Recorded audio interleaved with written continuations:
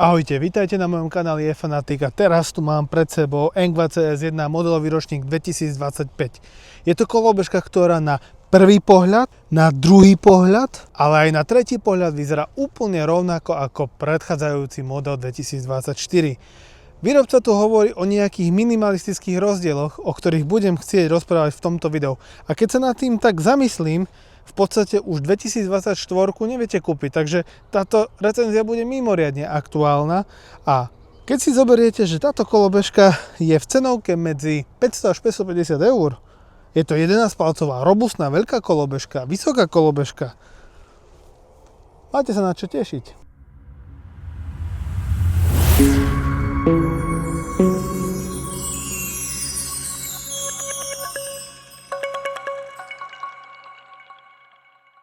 Engva CS1 mi prišiel z európskeho skladu veľmi populárneho e-shopu Banggood. Ja im veľmi pekne ďakujem za možnosť a príležitosť odtestovať tento faceliftový kúsok.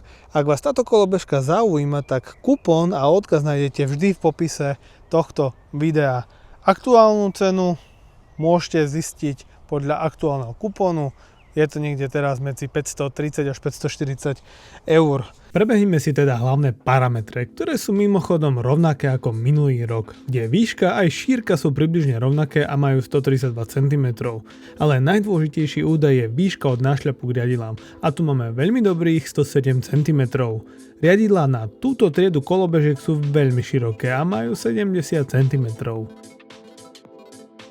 Nášľap má už trochu skromnejšie rozmery, približne 18,5 x 46,5 cm, plus nohu môžeme vyložiť aj na footrest. V nášľape sa nachádza celkom veľká batéria s celkovou energiou až 1022 Wh, aj keď je tam ešte dosť priestoru a ovládač je rovnaký ako minulý rok a má maximálne 29 A.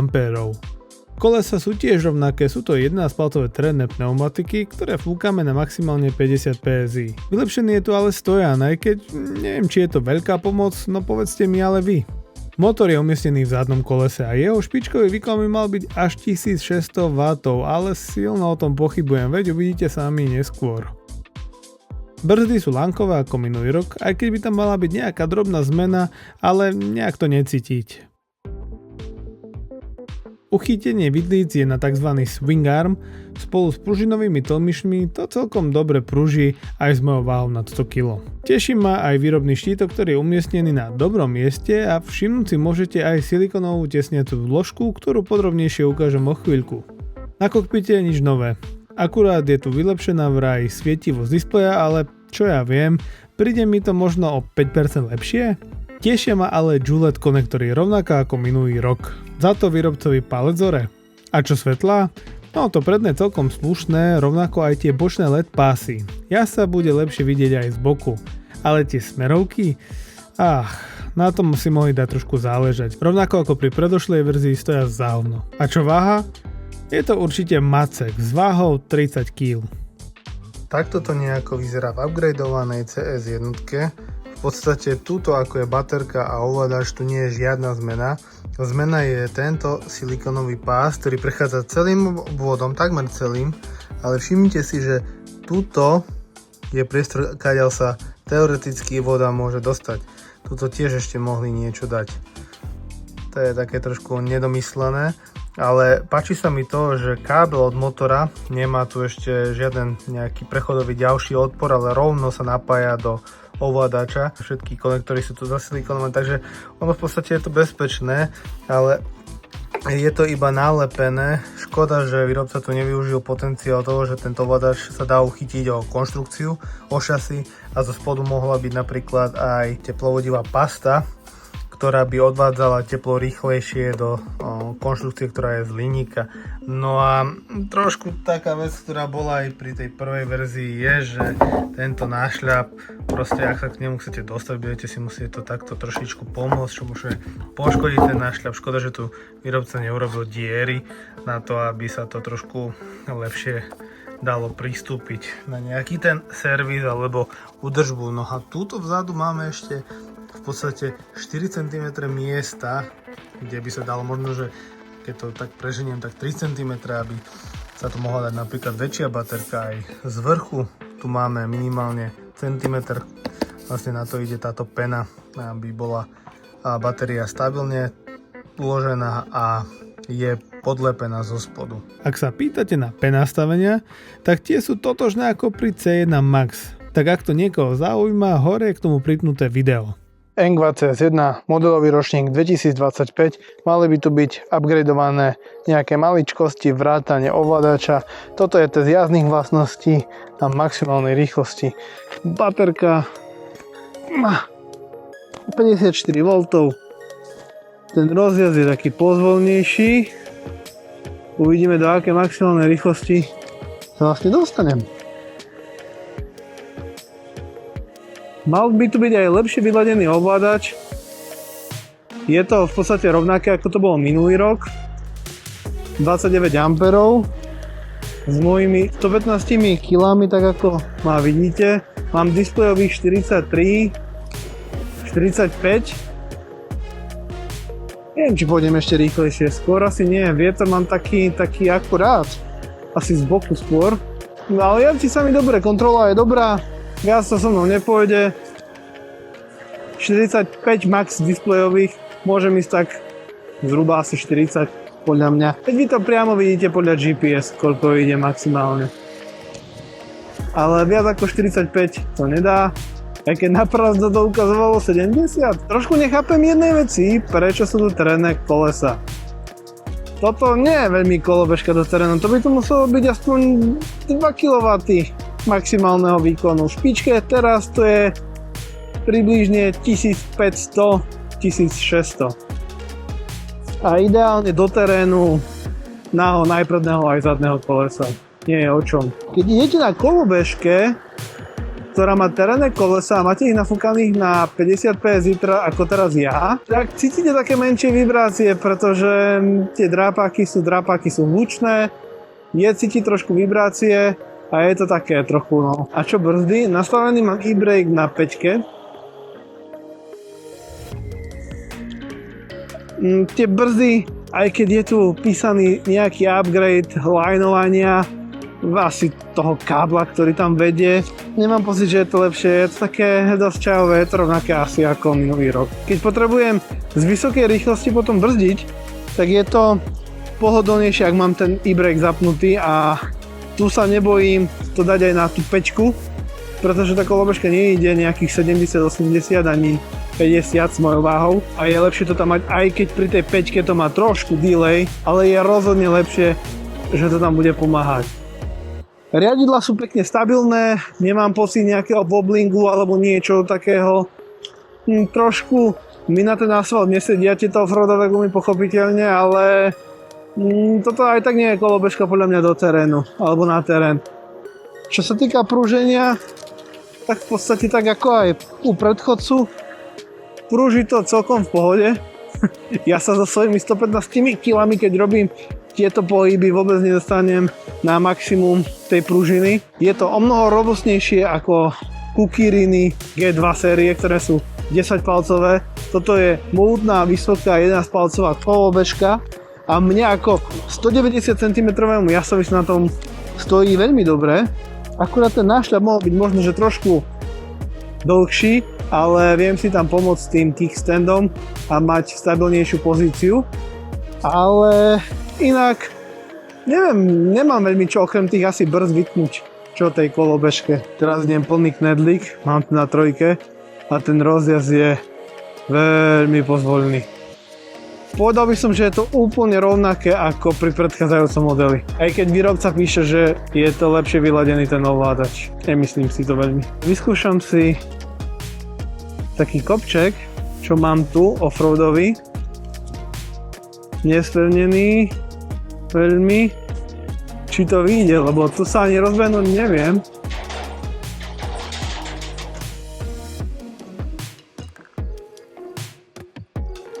Či to vyjde? Dobre, plný knedlík.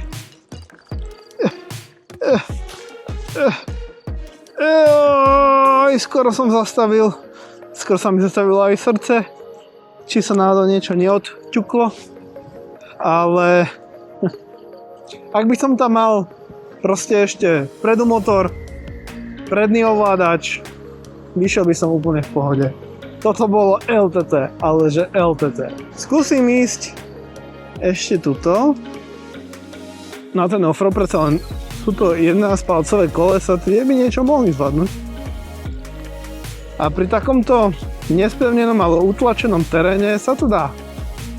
Tie pružiny robia svoje, ja idem nejakých 30 aktuálne a je to celkom komfortné, tie pružiny dosť veľa tých nerovností odfiltrujú. Keď si dám trošičku lepšie postavenie na nohy, tak ako idem teraz, tak je to pohoda. Toto nie je kolobežka robená do terénu, to mi verte, aj keď má offroadové gumy.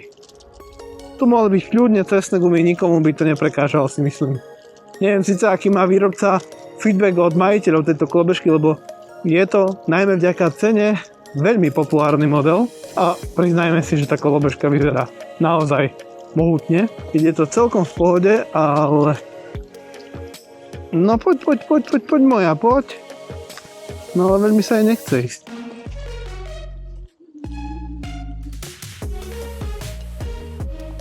No.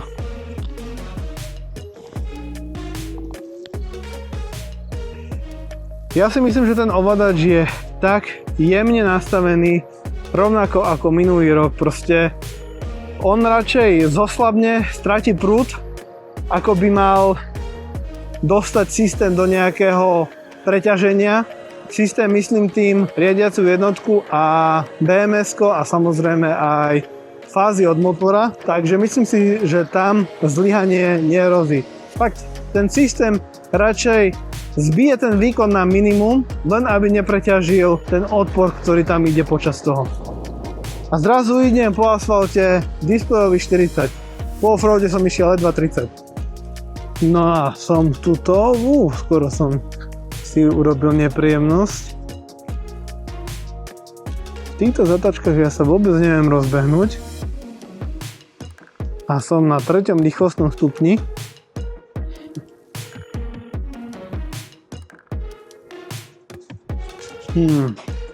Kde to? Akože výjsť to vyjde, ale držím ten plyn na maximum. Strašne je ten ovládač poddimenzovaný a skôr je smerovaný len na tú maximálnu rýchlosť, aj to iba po rovine. Je to také čajové na tú moju váhu. Toto nebude pre ťažkého jazdca. Nad 100 kg keď máte, ani nepremýšľajte na touto kolobežkou. Fakt, do takých 90, do 100 kg to bude v pohode, ale nad 100 kg budete sa zbytočne obzerať za tou cenou. Nebude to dobrý nápad. Radšej niečo výkonnejšie. Z CS1 som sa rozhodol urobiť tzv. Hybridný dojazd. Čo to vlastne znamená? Tak prvých pár kilometrov som išiel v ekorežime na tempomate zhruba 25 km za hodinu. Potom som testoval maximálnu rýchlosť kolobežky a išiel som možno že 10 minút v kuse na plný výkon a potom tempomatových približne 30 až 35 km za hodinu, čo je ekvivalent nejakých 60-70% maximálneho výkonu kolobežky. Urobil som 30 km s tým, že mi ostalo približne 6-7 V, čo je takých asi 30% baterky. Na moju záťaž 115 kg vrátanie prilby, ruksaku a tak ako som oblečený plus chrániča si myslím, že to bol celkom solidný výkon s tým, že viem si predstaviť ísť ešte ďalších 10-15 km po rovine rýchlosťou 30 km za hodinu. Myslím si, že je to solidný výsledok. Je tam až 21 A baterka a ja rozhodne nie som jazdec, ktorý má priemerné parametre. Myslím si, že som o dosť ťažší ako väčšina ľudí, čo sleduje moje videá.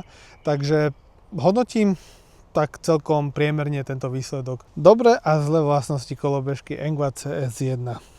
Určite tým najlepším, čo tu na kolobežke je zvládnuté, je tá masívna konštrukcia. Je to jedna z najlacnejších 11-palcových kolobežiek. Môžete vidieť, že ja mám 1,90 m a tá kolobežka mi je pod prsia takmer. Takže máme tu výšku vyše 130 cm a dĺžka je tiež vyše 130 cm. Trošku síce nechápem, prečo výrobca tu zvolil terénne pneumatiky. Ak by mala aj predný motor, hodila by sa do terénu, ale takto ako zadnokolka, ktorá má veľmi limitovane nastavený ovládač, sa podľa mňa nehodí veľmi do terénu. Ale tento systém zavesenia predného zadného kolesa, tzv. Swing arm, alebo ak chcete C-čkové zavesenia vidlíc, je veľmi pohodlný, veľmi príjemný aj pri nespevnenom teréne. Dobrou vlastnosťou je tu určite to, že tu vieme nastaviť v P nastaveniach tempomat, elektronickú brzdu, počet jazdných režimov, priemer kolesa, ak by sa mi náhodou nezdalo, že tá rýchlosť sa premeriava veľmi nepresne, aj keď tak ako to je nastavené, to premeriava relatívne veľmi presne. Ďalšou pozitívnou vecou, ako už viete, vy čo ma sledujete častejšie, sú Joulette káble, ktoré znamenajú jednoducho to, že ak sa mi tu poškodí spínač, plyn chcem vymeniť alebo brzdy vymeniť, tak to urobíte jednoduchšie, pretože stačí, že len odpojíte túto na riadidlách tento konektor a dáte tam povedzme nový spínač, ktorý sa vám povedzme pri havárii nejako poškodil alebo displej, ak sa vám poškodí. NFC odomýkanie je takisto pozitívna vec, ktorú výrobca už razí asi rok a pol. Len netreba stratiť tie karty, lebo potom to bude asi trošku problém. Kolobežka má dosť solidné predné svietenie až na tie smerovky vzadu, ale to sa o tom pobavíme v negatívach.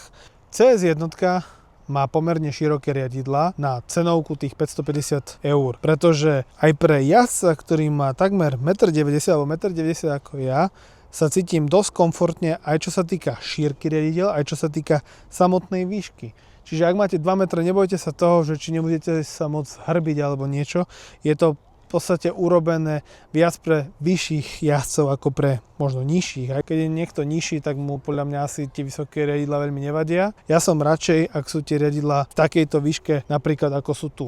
Sú pevné, nie sú teleskopické, čo je ďalšie plus navyše. No a displej.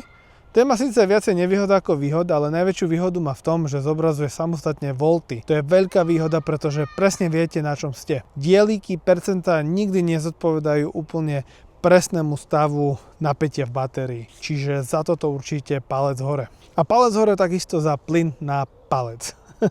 Ja viem, je to trošku smiešne možno, ale tým, že si tu viete ten plyn vymeniť v rámci Joulette konektora, ktorý tu je to takisto aj výhoda v tom, že ak vám tento typ plynu nesedí, tak na AliExpresse alebo na iných e-shopoch si nájdete adekvátny plyn, ktorý budete potrebovať alebo budete chcieť. No a poslednou výhodou, a je to jeden z highlightov tých výrazných zmien, ktoré má táto novšia verzia, je to, že celý nášľap je vlastne takou silikonovou podložkou olepený, čo by malo zlepšiť jeho vlastnosti voči vode. Ak by ste náhodou prechádzali v daždi, tak to utesnenie by malo vlastne zabraniť prieniku vody dovnútra. Toto je celkom dôležitý upgrade, ktorý som už videl napríklad aj pri C1 Max, takže očakávam, že to bude mať aj Engva T1 verzia 2.0. No a čo nevýhody, že?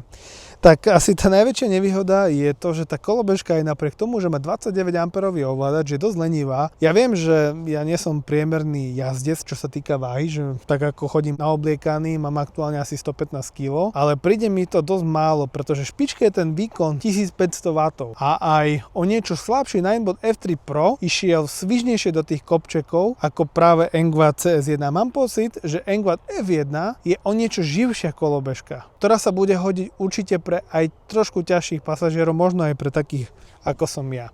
Ak zvažujete kupovať kolobežku CS1 a ste zhruba v rovnakej váhe ako som ja, radšej to nerobte, lebo tá kolobežka bude mega lenivá. Druhou vecou, čo mi tu vadí, prekáža, je toto isté ako pri CS1 z minulého roka, sú tie smerovky. Vy keď ich dávate, vôbec to nebude vidieť počas dňa, ako je teraz, že je prudké slnko. Budete ich vidieť maximálne tak, ani nie za šera, ale iba v noci. Na tomto mohol výrobca trošku viacej popracovať a neodflaknúť túto časť. Uvádza sa tu, že mali by sme tu mať lepšiu svietivosť na tom displeji. Možno o 5%, ale je to stále nedostačujúce. Počas ostrého svetla, keď na to bude svietiť, uvidíte veľmi ťažko vôbec aktuálnu rýchlosť a nie ďalšie parametre na tej kolobežke. Škoda, že to nie je lepšie poriešené. Pre mňa je osobne nevýhodou aj to, že je kolobežka obutá na offroadových pneumatikách. Ja si nemyslím, že jednomotorová kolobežka sa hodí do terénu. A nie, ak má takto, by som povedal, jemne nastavený ten ovládač, ktorý sa fakt hodí asi do váhy 70, 80, možno 90 kg. No a posledným negatívom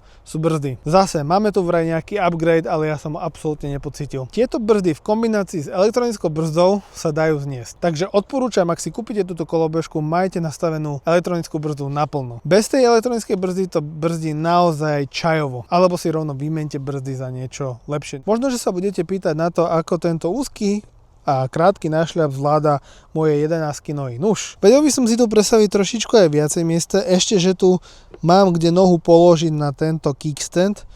V rámci toho mám tu celkom dosť miesta. No a poslednou nevýhodou je tento jazyček. Ja som ho síce fixol, ale výrobca do 5 mm diery dal 4 mm skrutku, ktorá strašne potom rezonovala, lebo tam bola obrovská vôľa. Takže ja som tam dal 5 mm širokú skrutku s tým, že som dovnútra dal ešte taký plastový sáčok, aby to proste držalo, aby to neskakalo hore-dole. Ako upgrade výrobca uviedol taký gumený doraz, ktorý sa mi takmer odlepil pri unboxingu, čo považujem za celkom smiešný upgrade. No a teraz dôležitá otázka, pre koho je CS1 táto upgradeovaná verzia určená? Takisto ako minulý rok. Podľa mňa je to perfektná kolobežka pre začiatočníkov. Je to určite lepšie ako nejaká 8 alebo 10 palcová Xiaomi kolobežka, ktorá má 350 alebo 500 W výkon. Je to dobré pre začiatočníkov najmä preto, pretože ten plyn je pozvolný a je pozvolný pri 1, 2, 3, 4, 5 rýchlostnom stupni podľa toho, ako si to tam navolíte. Je to kolobežka, ktorá stojí 530-540 eur. Nie je to tak veľa, ak si nie ste istí, či tú kolobežku budete chcieť využívať alebo nie. Bude to perfektná prvá kolobežka pre tínedžera, kde si tiež neviete byť istí, že či ten váš tínedžer bude túto kolobežku používať viac ako jednu sezónu. A nechcete mu kupovať kolobežku za 1000 eur, alebo za 800 eur, alebo niečo drahé, alebo neviem čo. CS1 je postavená z dobrých konštrukčných materiálov, v tomto nemám žiadnu výčitku. Myslím si, že znesie aj ťažšie zaobchádzanie, ale neznesie celkovú váhu podľa mňa nad 100 kg veľmi dobre. Do 100 kg si myslím, že to bude celkom užitočný dopravný prostriedok. Nad 100 kg to už nebude až také dobré. No, že to bolo všetko, čo som chcel povedať k recenzii na Engva CS1, modelový ročník 2025. Ak máte nejaké otázky, a mňa by hlavne zaujímal názor majiteľov predchádzajúceho modelu, čo si o tejto kolobežke myslia, aké s ňou majú skúsenosti, pretože týchto kolobežiek sa predalo strašne veľa. Myslím si, že túto recenziu bude sledovať aj veľa už aktuálnych majiteľov tejto kolobežky z predchádzajúceho roka. No a ak bolo pre vás video prínosné, budem rád, ak mu dáte like a moju tvorbu podporíte odberom tohto YouTubeového kanálu, za čo vám veľmi pekne ďakujem samozrejme. No a spolu sa vidíme pri ďalšom videu, pri ďalšej recenzii. Nech už to bude čokoľvek. Majte sa krásne, čaute.